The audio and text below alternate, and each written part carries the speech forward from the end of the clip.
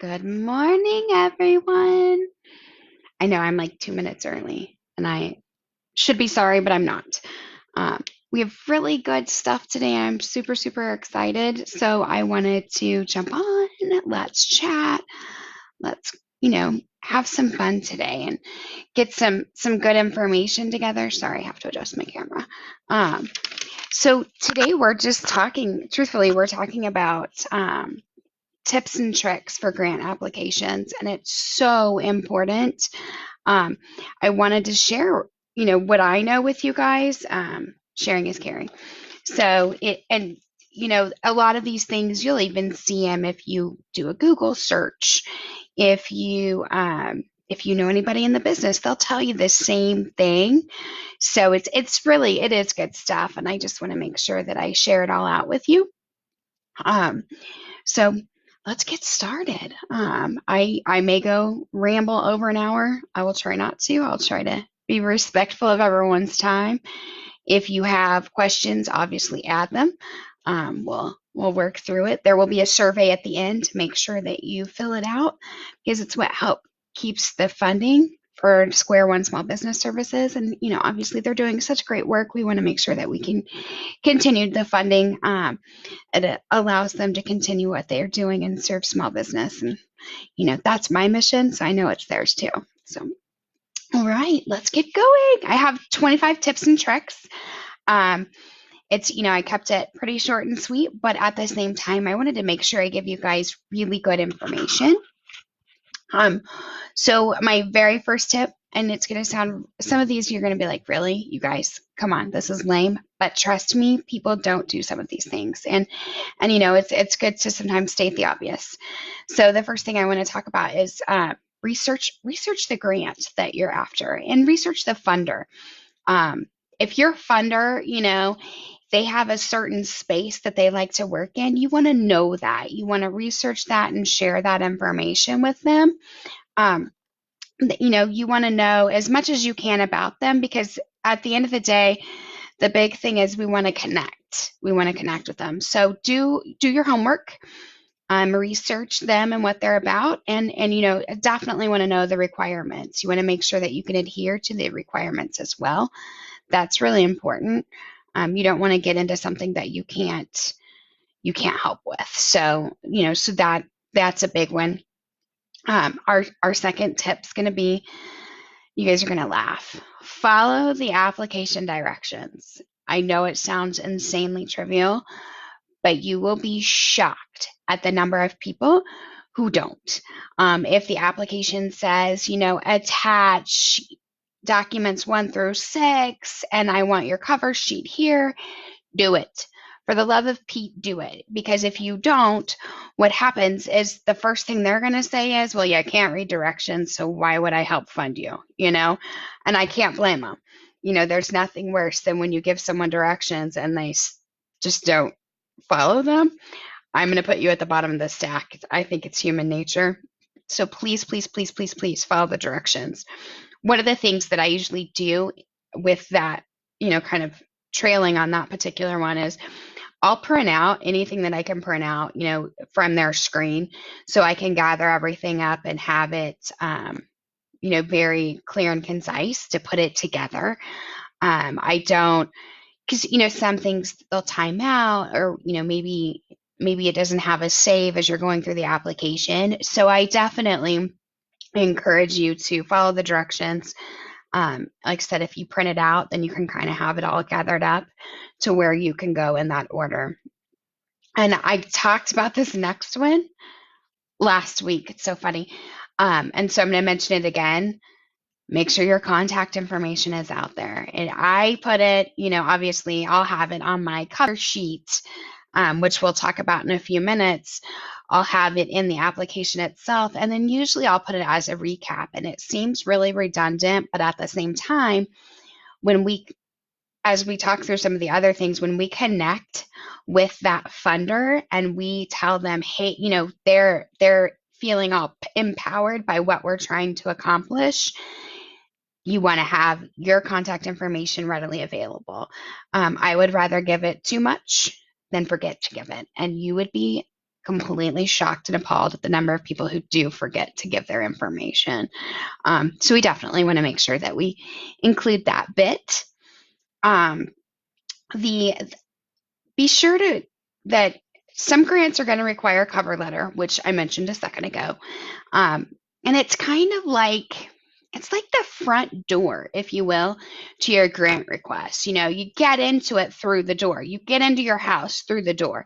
So that cover letter, it doesn't have to be. Sometimes it's just 2 sentences if they require it. Sometimes, it'll be a couple of paragraphs. But if they require a cover letter, make sure that let's state the purpose of why you're asking for the funds. Are you asking to help grow? Are you asking to help fund a new revenue stream? Whatever. Make sure that you're briefly stating that purpose of why you chose them, why you're asking for the funds.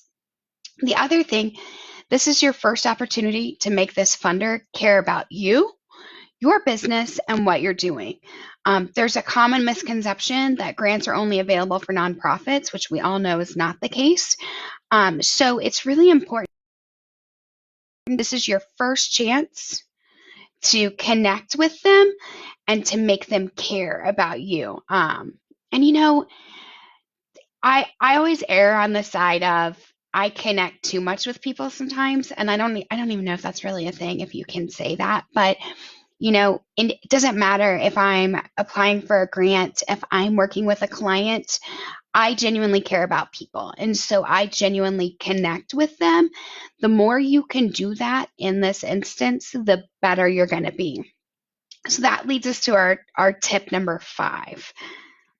Your funders, they're people. I mean, come on. They may be a huge foundation. It may be the Tory Burch Foundation. Maybe it's AltCap here in Kansas City. Maybe it's Salesforce, which I just saw they released a grant opportunity for small business. We all have, we're all people. Let's connect with them. That's always so, so important that we connect with people. And just remember, your funders, they are people. And we want, when you connect with them, you share not only your story, but a little bit of yourself. And that will get them more, the better they connect with you, the better they're going to feel about funding your project or your organization. So now we'll go to number 6. Number 6 is one of my favorites. And I know that Square One Small Business has an option. They have a program too where they can help you, but it's that tell your story. I know I spoke about it a ton last week on our workshop, and I'll try to not ramble for an hour about it, but tell your story. Where did you come from? How did you get here? What led you to want to do what you're doing? Let them hear your passion. Who benefits from your business? I know that sounds really cheesy, but who are you serving with what you do? And a lot of folks, I catch a lot of fallback on that because I'm asking who you're serving, and you're for profit. You have an ideal customer. You're serving someone because you saw a need. You saw a need, which is why you started a business, right? So, you're not in business just because. You're in business to solve a need. So who benefits from your services or your offerings? What are you going to do? What are you doing now? What are you going to do with the funds that you're asking for? This is your opportunity to tell them, to make them know why they should care about your business, your customers or clients, and what you're doing. That's really important. And it's one of those things that the more you can connect with somebody through your story, the more they're going to believe in what you're doing. Maybe your story is, for example, like my story was, I was a single mom, and I kept watching small businesses be underserved. So I thought, we've got to do something because small business is so powerful. What can I do to help? What do I love to do? And that's where I came about. And so, tell that part of your story. How many people out there are single moms, or how many people out there are small business? Connect with them in that story. Like I said, if you're struggling, if you're not sure how to go about that, reach out to Square One. They're there's so many they have so many great programs there that they can help you write that story. And it's okay. I know I mentioned it last week too, but your story can change. It can evolve. Maybe you tried this path and you didn't like it so well. So, but because of that, you came up with another revenue stream. So you want to go this way. There's definitely, it's okay for it to shift and pivot. I mean, shoot, now more than ever, don't we need to pivot some of what we're doing? So number 7, it's going to piggyback off of number 6, and that's the benefits of your organization. What is the benefit to the community, to your customers, by you being in business? That's really important. That may be a weird mindset for some people. I know that, I work with a lot of folks and they're like, what are you talking about? You are crazy. But who benefits from your services? Who benefits from your organization? What do you bring to the table? I mean, I guess that's probably a better way to say it is tell them what you're bringing to the table. They need to, again, they need to love you. With that, the next one is we want to convince that funder that we know what we're doing. We are an expert in what it is we're providing. If you're providing coffee cakes, if you're providing, a food truck with, coffee shop, or accounting services, or, maybe you're a roofer, whatever, be the expert in that field. They need to be confident that you know your stuff. I'm going to kind of rabbit trail a little bit on this one, but this also includes, that you've got it together from an admin perspective, from an accounting perspective. They need to know that you know who your target market is. You know how to market to them. They want to know that that, hey, I have to file my taxes. I have to have good accounting records. They need to be confident that you know your business and you know what you're doing. And that, again, I know that probably sounds a little silly because, of course we know what we're doing, but they need to be 100% confident that what they're lending to you or what they're giving you is going to go in a good place, if that makes sense.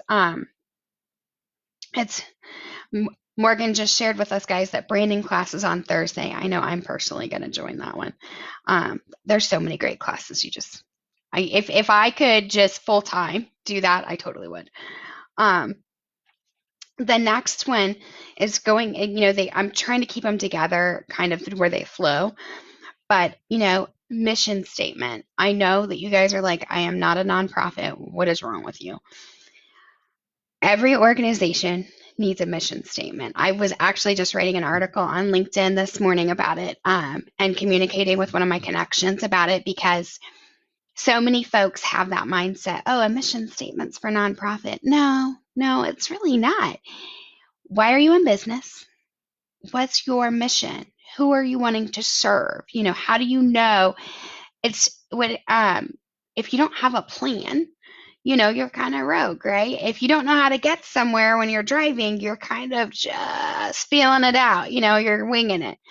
You don't want to wing it. You need a mission statement. And it's, I think that with your branding class on Thursday, if you don't have a mission statement, I think you could come away with one from the branding class as well, because it's really about thinking about who you're serving and how you're serving. That mission statement is really, it's powerful, you guys. And I personally, I have mine printed on the wall. I keep it there to keep me focused too. It does a lot of things that that we don't maybe think about or think through, that it really is a benefit. even just on the days when it's like, man, business sucks, it's crazy, I'm exhausted, my mission statement being on my wall is just another like reinforcement of why I do what I do.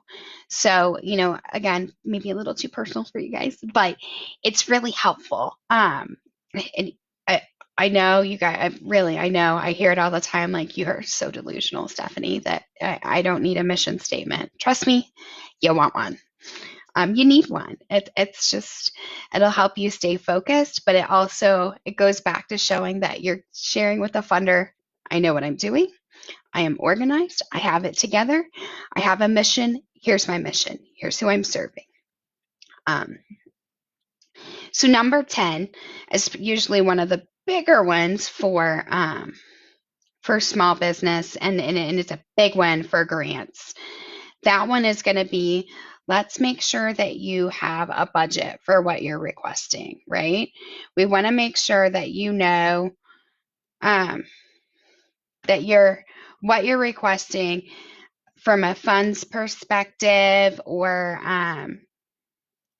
if you're trying to maybe expand that segment of your business, whatever you're requesting, have a budget for it. And it could be, maybe it's just your annual budget.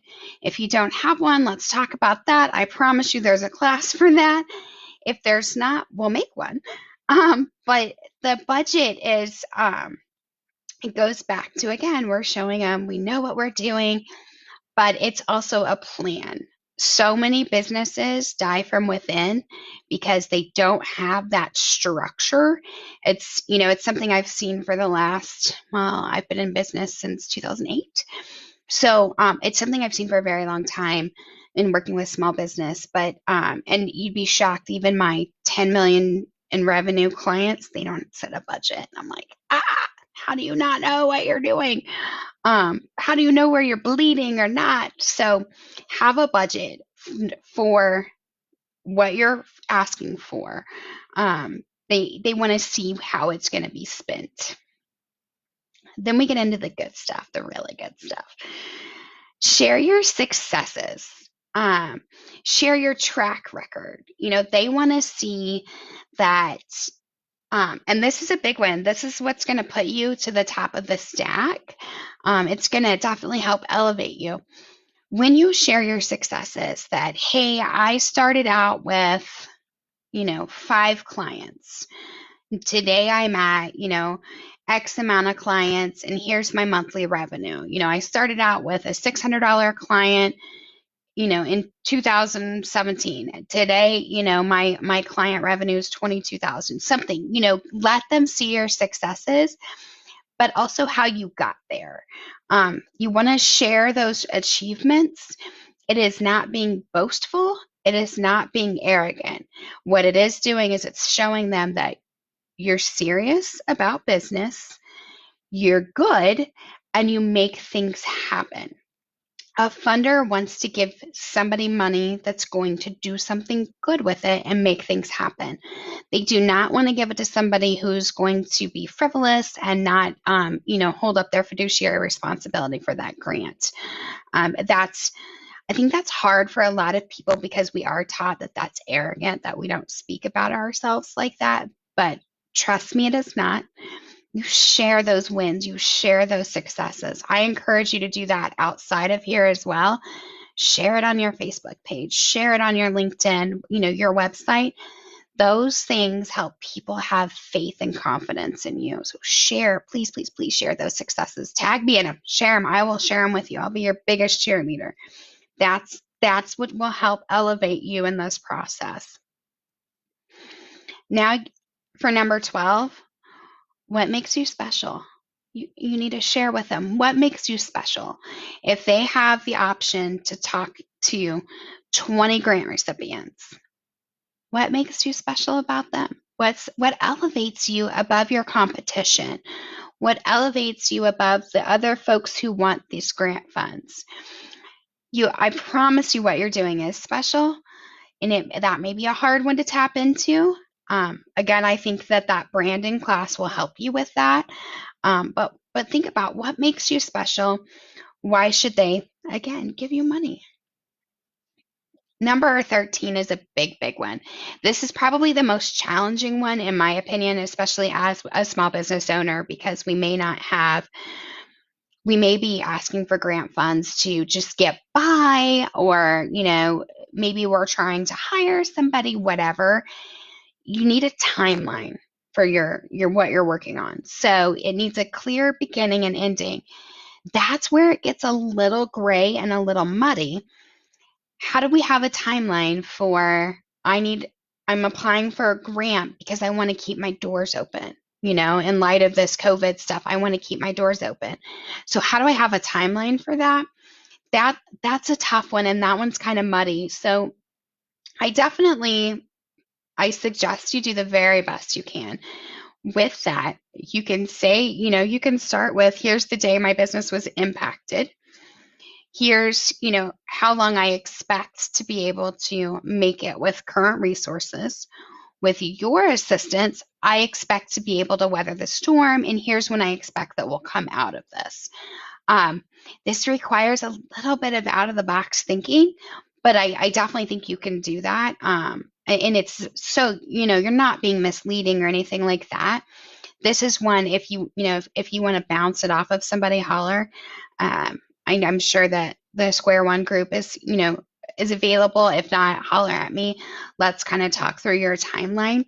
That can be truthfully, I think that can be the trickiest one in what we're doing, because sometimes it's hard to put a measure on that. So definitely let's, and maybe you talk to your mom or your dad or, your favorite customer, but definitely talk it out and let's come up with a timeline. Again, it goes back to it's showing that you know what you're doing, and that funder needs to be confident in you, as confident as you are in you. And if you're not confident in what you're doing, then let's build you up so you are. Number 14 is probably the dearest to my heart, but we all know that I'm a super nerd when it comes to accounting and finance. So we need to tell a clear financial story. We'll speak about it first outside of this current situation, and that, you want to share back to telling our story. Now we need to tell it in our numbers. Now we need to show them we started with nothing, or we started with this investment initially. Here's where we are today. Here's where we project to be. That financial story, when they've got people who are, they're good at what they do, right? When they look at your profit and loss and your balance sheet, that's going to tell them a story. That's going to let them see your trends, or, your strengths and weaknesses. I know it sounds ridiculous, but it's really not. I swear. Um, I look at organizations all the time when, if I'm talking to somebody new and maybe going to have them become a client, that's the first place I look, because I want to see, can they afford to continue? Are they a going concern? Meaning, are they going to stay in business, or is this a model that's just not going to work? So you have to tell that clear financial story. Don't fake it by any means, but be clear with it. They need to be confident in that story. If you want another set of eyes just to look at that story, holler. There's classes at the library. There's I'm happy to look at it for you and just say, I just looked at Woman's Financials on Thursday, who was applying for a grant. And I said, I love that you have everything in here, but let's talk about this, because your balance sheet doesn't make sense, nor does your profit and loss. You can't have negative expenses. You can't, chances are you don't have a negative bank account, just things like that from a quick cleanup. And we were able to look at it, spot check it, found the 5 transactions that were causing it, flip it out. So then she could share out a clear financial story. So that's really important. Again, make sure it makes sense. they're going to have experts looking at it. You want to make sure that what you're giving them tells your true story. Number 15, you this is kind of a tough space for me, because I'm all about tangible, but you need to provide tangible benefits from your organization. Going back to when we spoke, what number was that? Number 7, about the benefits, who benefits from your organization. Now we want to tell them, provide some tangible benefits. You can't just say, hey, I make the best coffee. Give it some tangible proof. This will piggyback in with some of your successes. Maybe you won awards. But the tangible benefits from your services, your organization, maybe you've pivoted because you are a food truck, and now your tangible benefits are that you're able to supply and provide, meals for our first responders. Those are important pieces.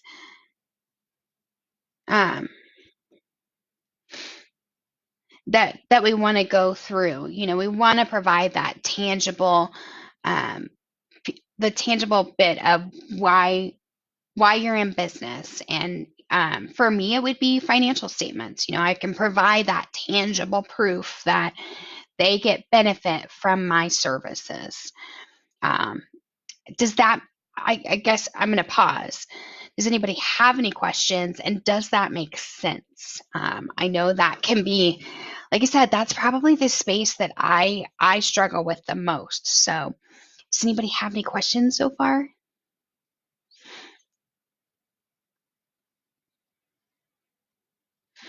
I don't see any popping up, so we'll continue moving. But if you've got questions, pop them in there. I'll pause. I mean, we all know I can rabbit trail pretty well, so do share your questions with me. I definitely want to make sure that I answer them and that I serve you well with this. So we'll move to number 16. And again, it's that tangible piece. What are some tangible outcomes? If you get this funding, they need to see some tangible outcomes from this funding. So you are, let's say that you are in business, and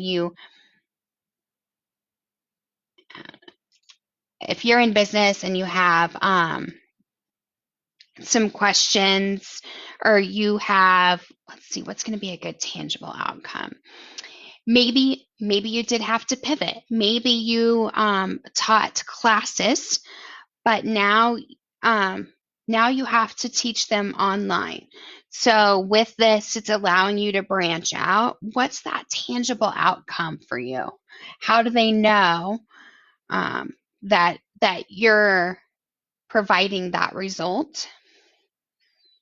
Hold on just a second. Morgan's texting.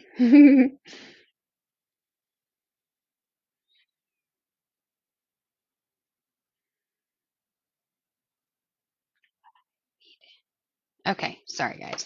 I am not a good texter and talker. It is never ends well for anyone. But so if you have questions, continue to post them. I'm going to have Morgan kind of relay them because I'm not seeing them on the feed for some reason.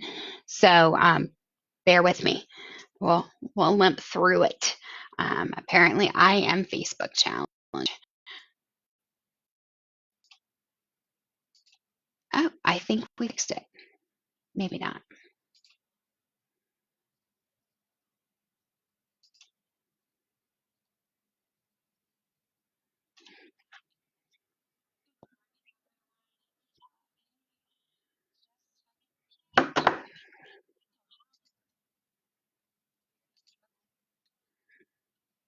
Okay. Sorry, guys. I flipped over to see if there were any questions, and I think I paused myself. You never know.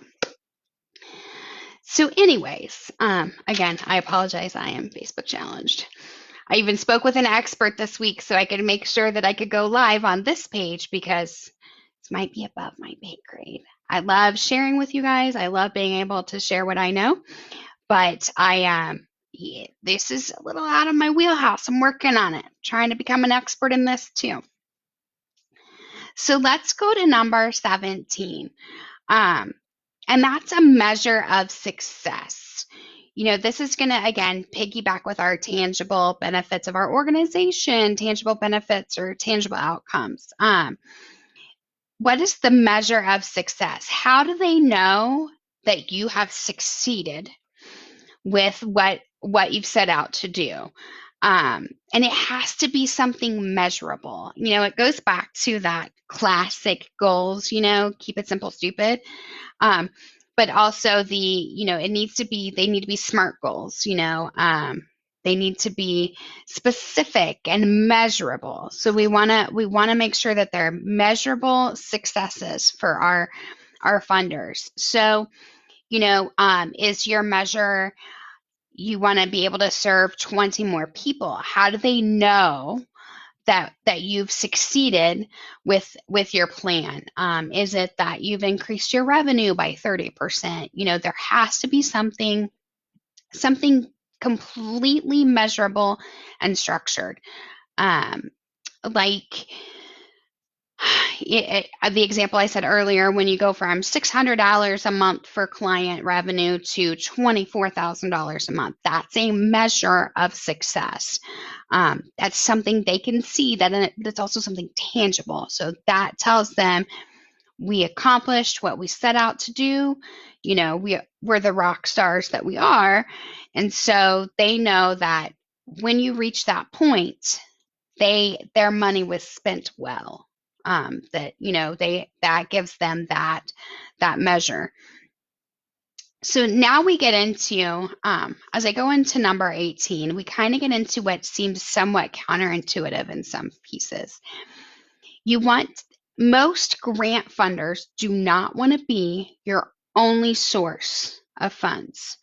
They don't want to be that you need to show that you have other ways for money to come in, be it your revenue, another funder. They need to see that what you're pooling together is not just them. They want to know you have skin in the game and that you're doing your full effort to make this work. One of the things we used to always say is that you go for 200% of what you really need for a project. Or, say you're expanding your line of business and you need $10,000 to make this work. You want to go for funding sources for 200% of that. So you want $20,000 that you're going after, because reality is you're probably not going to get a yes from everybody, right? So they want to know that there's more than one source to this. So that kind of flows into my number 19, that they don't want to be your only source of funds. And it makes sense. It's just like when you buy a home, you have to have your down payment. It's any lender or grantor funder. They don't want to be all your eggs in one basket. They need to know that there's balance. I personally have said, and even I learned it actually, it was taught to me back when I was controller at Habitat for Humanity, that we didn't want our revenue to come from, or grant funding from, any one source could not be more than 33%. Because what happens is you're not elastic. If you have a revenue source that's more than 33%, if that fails, if something happens, COVID happens, whatever, and you lose that, say they're at 60%, now you've just set yourself up for failure. So now you're really scrambling to try to figure out, okay, how do I come back and rebound from losing 60% of my business? And funders look at it the same way, that they don't want to be your sole supporter. And it does make sense, it does.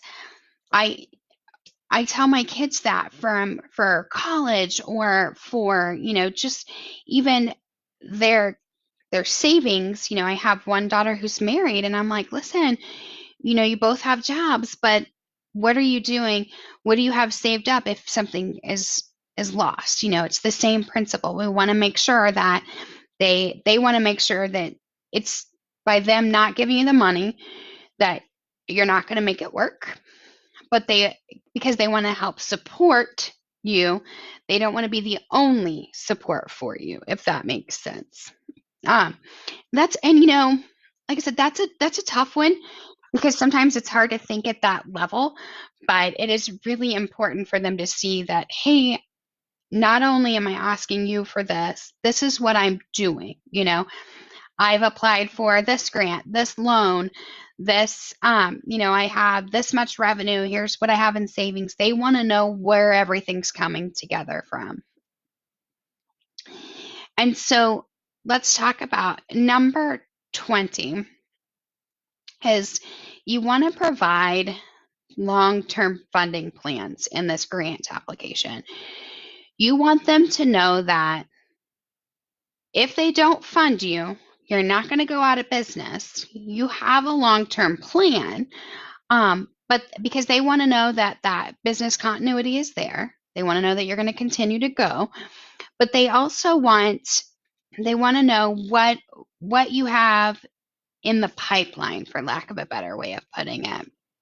What do you have working that that's going to keep them interested, keep your doors open? How do you expect to spend the next 2 years, 5 years, 10 years, with your organization? So it does, the funding plan, not just for today, or, this year, then you want to also provide, it's my tip 21, so they kind of go hand in hand. You need to provide your growth plan. Let's forecast out, you add this line of business, here's what you expect, and have a forecast. Some folks call it pro forma balance sheet and income statement, but have it forecasted out that here's what I expect with, so they can see that by giving you this money, we are going to go from here to here with that information. And that goes back to, it's going to show them, you know what you're doing, you're an expert in what you do, and you're going to make it work. That's really, really important. I think that can be challenging for some folks. I put together a template, oh gosh, probably 4 years ago, for a nonprofit there in Kansas City. And I just, said, here's how you're going to back into it. Here's what your costs are. Here's what, we expect your revenue to be. And but then I formatted it so they could increase it, they could roll it forward. So you can do it in Excel that, you're going to take that column and add 10% year over year, whatever you want your growth rate to be. That's what I created for them, and just to make it easy for them, but that allowed them to kind of do some financial modeling and projections to see, okay, if we increase our revenue by 30%, next year, what's that going to do to our bottom line? What does that allow us to do and expand services? I personally have mine projected out for 3 years because I know where I want to be, and that way I can continue to grow it and scale as we go. Now let's get into kind of just some basic housekeeping, but also, just being a good steward of money and your funder and what we're trying to do. So you're going to laugh, you guys. For my tip 22, proofread. For the love of Pete, proofread. And not just proofread, but I want you to read what you've written out loud. Because our brains, and this is, I remember learning this in an English class, an English lit class in college, but our brains know what we wanted to say, and our brains can kind of like substitute things for us. If you read it word for word out loud, you're going to know if what you're typing and what you put together makes sense. I know it sounds really, really remedial, but I promise you it's so, so insanely important. We want to make sure that you proofread it Make sure that your two and twos are right, or your theirs and theirs are right. Make sure that you have it correct. Proofread it. If you're typing it directly into their portal, you know what? I would type it and at least copy and paste it over into Word and do a quick proofread. Word has enough AI that it's going to say, hey, you used the wrong there, or you used the wrong two. And I only say those two because they're my biggest pet peeves with people. It drives me crazy. But make sure that you proofread it. Again, I know it sounds like you're like, really, Stephanie, but it happens. It happens. I see resumes that people don't proofread. So proofread it. Help a girl out here. Number 23 is this one's where you're going to be like, well, who am I going to have do this? Have somebody review this information, especially your narrative, your cover page. It doesn't have to be somebody who's an accountant. It doesn't have to be somebody who's a grant writer. Have somebody else read it. It needs to convey what you're trying to say to somebody completely out of the loop, if that makes sense. Make sure that that person, obviously, you want somebody who can obviously proofread it too along the way, but they're going to read it from someone who isn't personally vested and involved. They're going to read it from that fresh set of eyes. So they're going to read it as if they're the funder. If you can't move them to want to help, then maybe we want to go back to that drawing board. Maybe we want to go back and look at our story a little bit. And like I said, it doesn't have to be, you don't need me to do it. If you want me to, I will. But, it doesn't have to be somebody with a master's in English lit. Somebody needs to be able to look at it outside of you and follow what you're saying. But it has to trigger them and make sense to them too. Like I said, if you can't move somebody who's close to you, then you're going to have a heck of a time moving a funder. And for them to believe in what you're doing and want to support what you're doing. I know it sounds silly, but again, trust me, I've seen it, I've used it. It's if you Google tips and tricks right now, you're going to see that same information. I promise you, because it's so important that you can have somebody take a step back. Sometimes it's hard for us to review our own work, which is why I say read it out loud before you hand it off to anybody. And I'll share a tip that I share with my 18 and 20-year-old daughters is that don't write it like you speak, because we all use slang. Write it like you should. Write it like your English teacher's looking at it. Write it like I'm going to have Morgan look at it. Don't write it like you speak, because like I said, we all use slang. I am guilty. I tell my kids all the time, do not write it like you're texting. Write it like it's important, because this is what's going to elevate you. As you write this, and I'm going to kind of rabbit trail and go back a little bit. When you get funded by a grant, add that to your successes. Add that to your accomplishments, because it snowballs. Once you get that first one, you'll start getting them because you're in that routine, right? You're in that groove. And because you've shared that, hey, I got this grant last year and this is what I did with it. They're going to be like, man, they know what they're doing. Let's fund them. Let's help them grow. Again, sorry for the rabbit trail. Number 24, follow up. It's the least exhausting thing you're going to do, the least effort, but the biggest win. When you follow up, they know you're serious. They know you want this. It's kind of like that added, my mom used to always say, the squeaky wheel, right? Or, when you follow up for an interview, it's the same principle. Follow up with the funder.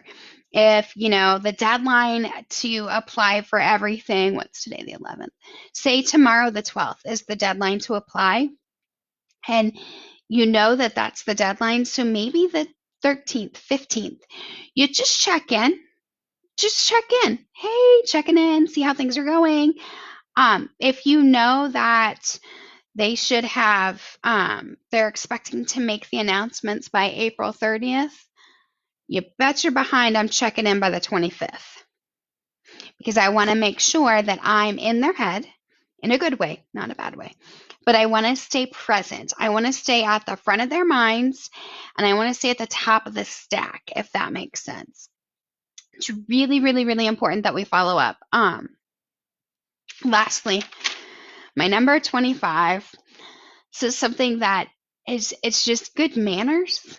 And it shows that we're a good steward of not only our business, but their money. Whether they give it to us or not, they know then that we have that integrity and that good stewardship. And this is, you guys are gonna again laugh. I know, I apologize. You guys are probably like grabbing popcorn and like, man, this chick's crazy. Thank the funder. I don't care if you get the denial letter. Hey, we ran out of grant funds. Yes, send them a thank you letter, because you thank them for the opportunity to apply for the grant. That thanking letter, the thank you letter will, when the next grant period opens up, that again, you're in their heads. You're reminding them that you care, that you know what you're doing, but that you're a good steward of their money and your money. So thank them. Now, you get funded, it needs to be a better thank you letter. You thank them. You send them. If you get that funding letter, if you're not turning around a thank you letter in 24, 48 hours, you're missing. You're missing out, because again, they need to know that you are serious and that you're a good steward of what they're trying to help you with. I know it sounds really trivial, you guys. I mean, it's just good manners, good practice, but not enough people thank the funders anymore. It just doesn't. Truthfully, the only people anymore, when you talk to some of these funders, who is thanking them every time? Nonprofits. So that's a good miss for for-profit businesses that we can continue. Maybe it's a funder who just opened up to for-profit for the first time. You want to go all the way through these steps. You want to make sure, regardless, you're thanking them for the opportunity to apply for the grant. And if you get the grant, you're thanking them for the funding that they provided. That, that will be your number one. If you get the grant, you will have, even if they say the grant requirements are very minimal and you don't have to give them success measures when you've accomplished your goal, or, how you've used their funds, send it anyway. Send it anyway. Let them know that thanks to you, we were able to serve 20 more families. We were able to give 20 more kids art lessons online, that otherwise wouldn't have them. We were able to provide theater classes for the urban youth. You share this information with them, even if they don't ask for it. If you share that and continue to share that with them, especially, like I said, especially if you're funded, whether they ask for it or not, they're going to appreciate that. When they appreciate that grant window opens up next year. Hey, we know you granted us money last year. Here's what we want to do this year. We can continue to grow together. That again keeps that door open and keeps that communication. But it also, when you share those successes, they really care, right? They care about what you're doing and who you're serving. And that goes back to that connecting with our funders. They're people. They may be a foundation. They may be just a big organization. I don't know. But they are still ran by humans.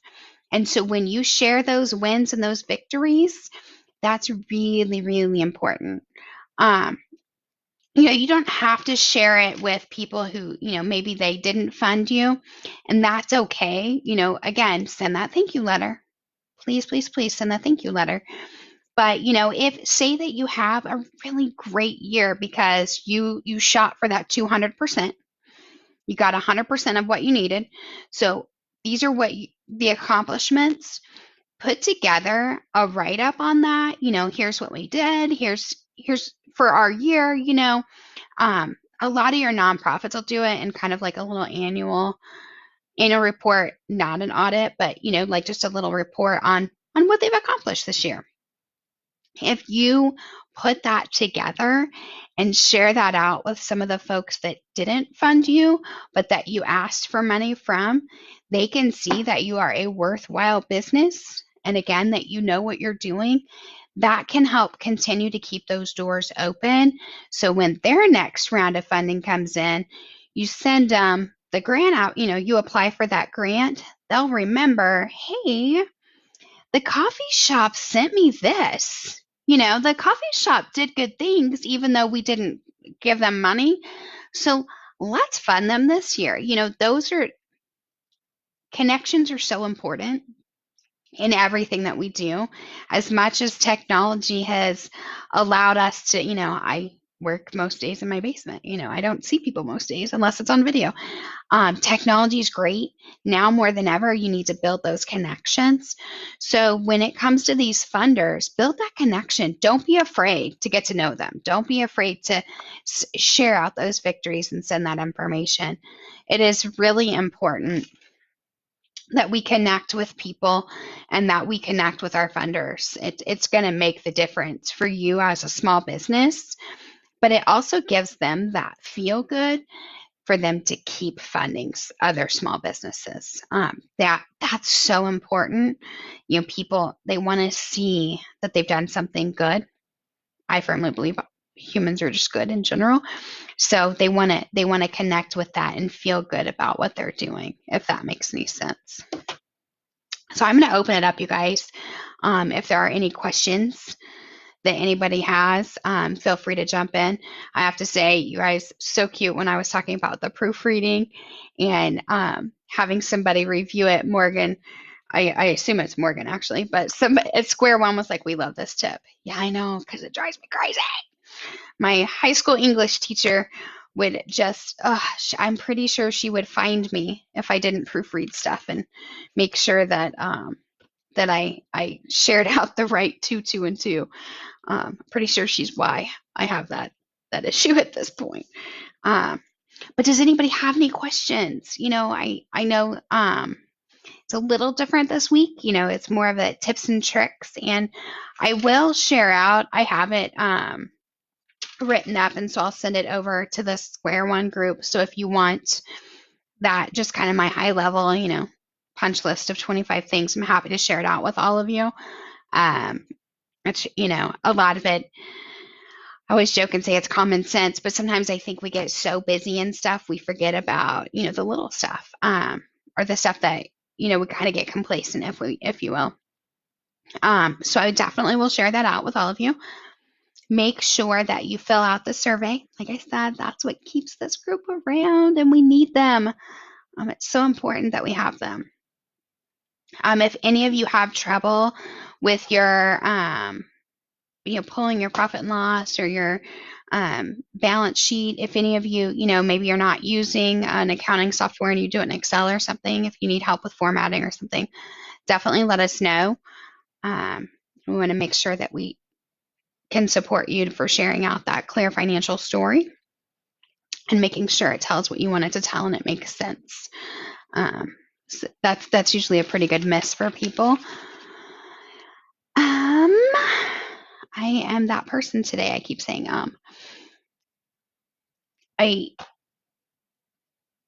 they're going to load out the survey in just a second, so that you guys will be able to click on that and make sure that you do. Maybe you're watching this after the fact. Maybe you're not, maybe you had something going on this morning and so you're catching it after the fact. Still fill out that survey. It definitely helps. We want to make sure that we continue to support those that are funding us. Those that are, it's the Ewing Marion Kauffman Foundation provide support for this organization, and that's so huge. I mean, Kansas City is just such a cool community and so many small businesses. It's really important that we thank them and that we provide them with that feedback. It's one of those. What was my number? Number 16, the tangible outcomes. How do they measure our success? Our survey is one way to do it. We want to make sure that they can measure it and know that people are, we're helping people, we're serving people with their grant funds. So this survey just posted. Definitely, like I said, even if you're watching it, tonight, tomorrow night, whatever, fill out the survey. It'll definitely help keep track of our numbers for the year. Does anybody have any questions? I was joking this morning with Morgan when I said, well, if nobody has questions, it's okay. I can still talk for an hour, because my mom used to always say I could talk to a fence post for something that I love. So, this is stuff that I love. I love helping people and small businesses. So I could probably talk to the fence post about it all day, unfortunately. Probably wouldn't talk back and wouldn't ask me any questions, but I could do it. I do still have 4 spots available for one-on-one appointments. We can talk through it. I've already met with one woman. I'm so excited. And have another one scheduled on Monday. And a few of them are still looking at their calendars so we can get it scheduled. So I do have 4 spots. We can do 30 minutes, hang out, talk, chat, tell me your goals. Let's see how we can get there and what we can do to support you. Email Morgan at mperry@mymcpl.org. Grab one of those spots. Definitely a pleasure to get to do it, and I have so much fun learning about more businesses in Kansas City. So that's super exciting. I will real quickly tell you guys that I saw this morning, and I mentioned it earlier, but that Salesforce, which is a CRM, a customer resource management software, they've introduced a Salesforce Care small business grant that's just been released. So you can jump in and check that out. You can just go to salesforce.com and look at it. They've got some free resources. They've got some free kind of out of the box technology that they're offering as well. But then there's the grant information. And you can sign up to be notified once that application opens up, and they're expecting that in the next week or so. And they're offering, it looks like $10,000 grants to U.S. small businesses to provide capital to just kind of weather this COVID crisis. So this application will be a little different in that you probably won't have as many requirements, but I would still give them a timeline. I would still tell them what you're doing, how you're doing it. But they're going to cap it at $5 million. So it's definitely an opportunity to use the tips and tricks we've talked about, and an opportunity to apply for a grant for $10,000. I've not seen a lot of traction as far as advertisement on this specific grant yet. So, and it looks like it's going to open up next week. So it does not hurt to fill it out, you guys. And the fact that they're saying their grant is to weather this current COVID-19 crisis, and not, specifically for we want you to grow your business 30% or anything like that. This would be a really good opportunity to jump in on that one. Like I said, salesforce.com. You'll see the blog post for it. Jump in on that. It's to apply for the grants free. Yes, it'll take you a minute to gather your stuff up and your thoughts, but to apply for it's free. It will not hurt. And if it opens up, maybe it opens up Thursday or Friday, you can do that branding class here, so you can have help with your story and all of that, have it ready to go for this. I think it would be a really great opportunity for all of you to just, it doesn't hurt. Say that it takes you, let's say it takes you 2 hours. If you get that $10,000, then you just made $5,000 an hour. So it doesn't hurt for the investment. They need to know that you're willing to jump into. So I definitely encourage you to do that. I will continue to keep this group updated on any new grants as I see them. I have a pretty good network of folks that keep me looped in, like this one this morning. So as stuff comes in, I will definitely share it out with all of you. I'll make sure that I get it over to the team so they can push it out and share it out on the website. It's really at this time, we all want to work together and weather the storm, but also I'd really love to see, even if we can only help, even if 2 people listen and 2 people do it, maybe they come out at the end of this thriving and not just surviving. And that's what we want for all small business. We want you to thrive. We don't want you to just get by. So anything we can do to help, we definitely will. And still no questions? It's probably a little more straightforward today than last week. I think last week we covered a lot of area, so I want to make sure that we continue to support you guys. Again, we still have those 4 spots open, and maybe you're wanting to fill out a grant application and have some help. We can use that time for that. Let's definitely use it up. I want to make sure that I support you in any way that I can. My contact information's out here. Find me on Facebook if you want. If you have other questions, you can grab me through here. You can message the Square One Small Business Services, and we'll stay connected. But I like I said, I definitely want to help in any way that I can, and not just during this really junky time that we're in.